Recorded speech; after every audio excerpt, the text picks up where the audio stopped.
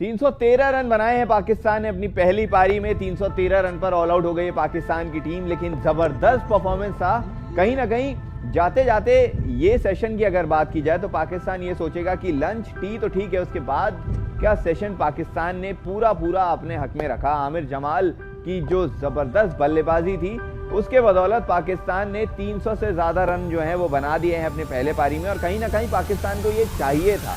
जिस तरीके से आज शुरुआत हुई थी वो बेहद निराशाजनक थी पाकिस्तान के हिसाब से, क्योंकि दोनों ओपनर्स आउट हो गए थे। उसके बाद में शान मसूद की पार्टनरशिप थी बाबर आजम के साथ, एक छोटी सी पार्टनरशिप जिसको पैट कमिंस ने आके तोड़ा, फिर मिचेल स्टार्क विकेट ले गए।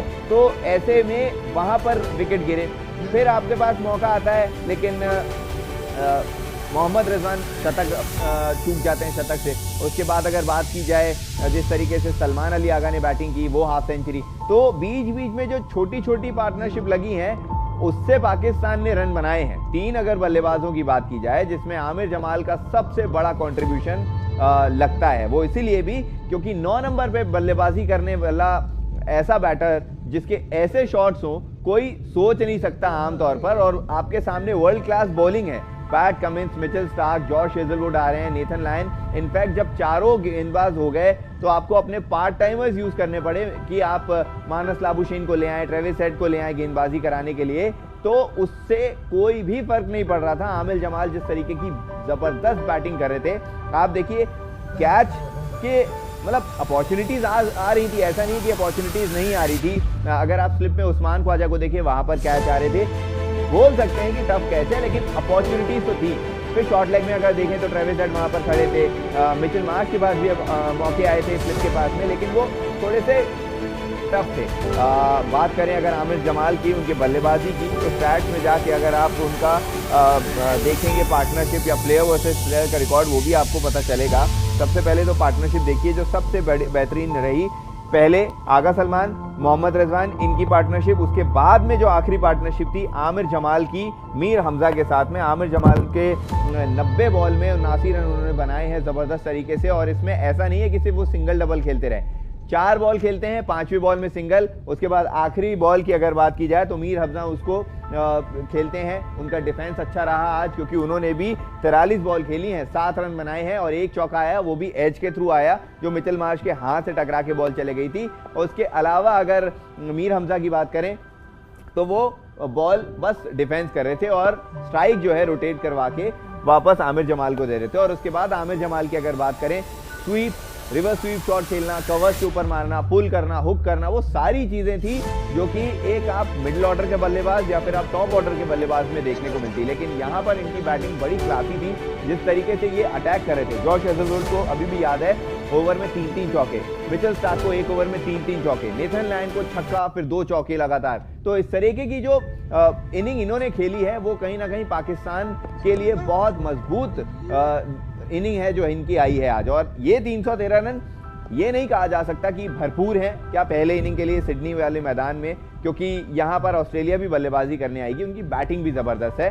और गेंदबाजी पाकिस्तान के लिहाज से इसलिए क्योंकि बॉल अभी तो टर्न हो रहा था, नजर आ रहा था मानस लाबुशेन जब गेंदबाजी कर रहे थे, नेथन लायन, और पाकिस्तान ने भी 2 स्पिनर्स खिलाए हैं।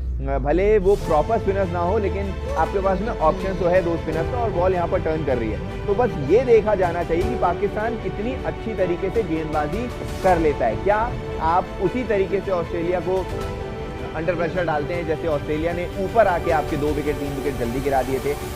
यहाँ पर फर्क ये डालेगा कि आप यहाँ पे कोई पार्टनरशिप लंबी ना होने दीजिए। जैसे पाकिस्तान अगर एक पार्टनरशिप कर गया था तो ऑस्ट्रेलिया के बॉलर्स जो हैं वो फ्रस्ट्रेट हो रहे थे, लगातार बॉलिंग चेंज करनी पड़ रही थी उनको। और दूसरी बात ये भी है कि एक लेफ्ट हैंडर मिल गया था और एक राइट हैंडर लास्ट में आते आते, जो 10वें विकेट की पार्टनरशिप हो रही थी, क्योंकि आमिर जमाल लेफ्टी और राइटी, और मीर हमजा की अगर बात करें तो लेफ्टी, तो फील्ड भी बार बार रोटेट करनी हो रही थी। और प्लेयर्स को अगर उसी तरीके से गेंदबाजों को भी लाना पड़ रहा था कि भाई ऑफ स्पिनर को ले आओ या फिर एक लेग स्पिनर को ले आओ।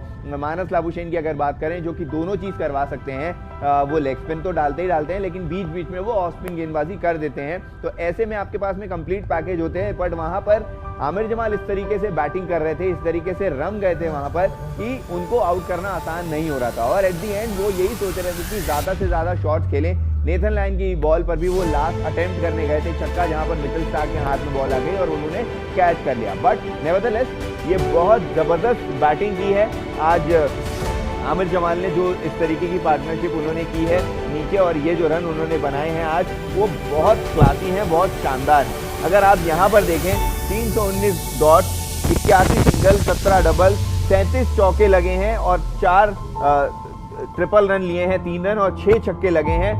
ज्यादा से ज्यादा जो है कंट्रीब्यूशन वो आमिर जमाल ने किया है। विकेट की भी अगर बात करें तो आप यहाँ पर देख सकते हैं, एलबीडब्ल्यू की बात करें एक, और उसके बाद में जो कैच आउट वाली बात है वो, एक्स्ट्राज की भी अगर बात करें तो यहाँ पर आपको सारी चीज़ें नज़र आएंगी, लेग बाय और उसके नो बॉल के थ्रू कितने सारे रन आए हैं नहीं आए हैं, तो ये सारी चीज़ें आपको देखने को मिलेंगी। हालांकि ऑस्ट्रेलिया की टीम आ गई है यहाँ पर बल्लेबाजी करने के लिए, बैटिंग करने के लिए। डेविड वार्नर का लास्ट मैच है, 4 रन फिलहाल हो चुके हैं ऑस्ट्रेलिया के। तो अब जब ये दिन का खेल खत्म होगा उसके बाद सारी अपडेट्स लेकर आपके साथ फिर हाजिर होंगे। हालांकि आप जाइए मत, कुछ ही देर में इंडिया वर्सेस साउथ अफ्रीका का अपडेट जो है यहाँ से आपके साथ में करेंगे। तो अभी